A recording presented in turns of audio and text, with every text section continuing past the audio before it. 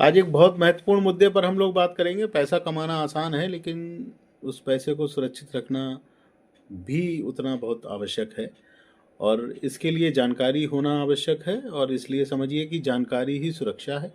इसलिए अपनी संपत्ति को सुरक्षित रखें। तो अपनी संपत्ति को सुरक्षित रखने के लिए बेसिकली करते क्या हैं?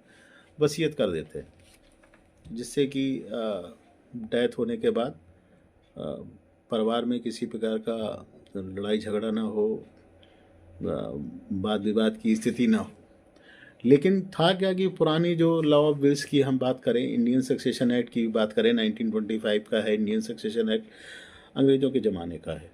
तो इसमें बेसिकली होता क्या है कि वसीयत का, जैसे चेन्नई है, बम्बई है, कलकत्ता है, यहाँ पर यहाँ की जो वसीयत जो भी हैं, तो यहाँ पर प्रोबेट ऑफ बिल नेसेसिटी है। प्रोबेट ऑफ बिल की नेसेसिटी है। तो प्रोबेट ऑफ बिल कराने में लंबा खर्चा होता है, लंबी कानूनी प्रक्रिया है।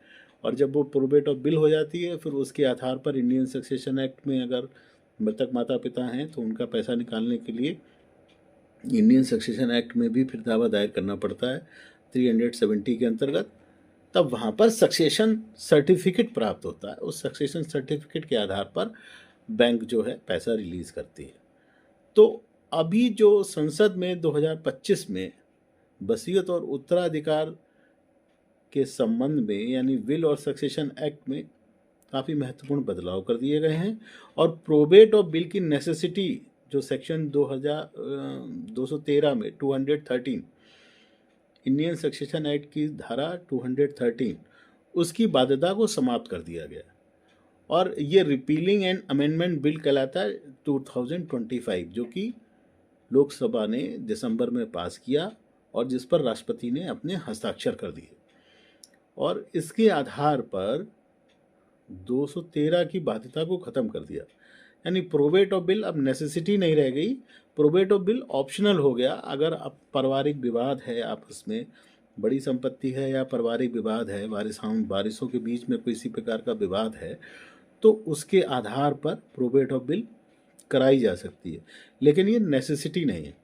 तो ये बहुत अच्छा कदम है सरकार का, बहुत सराहनीय कदम है।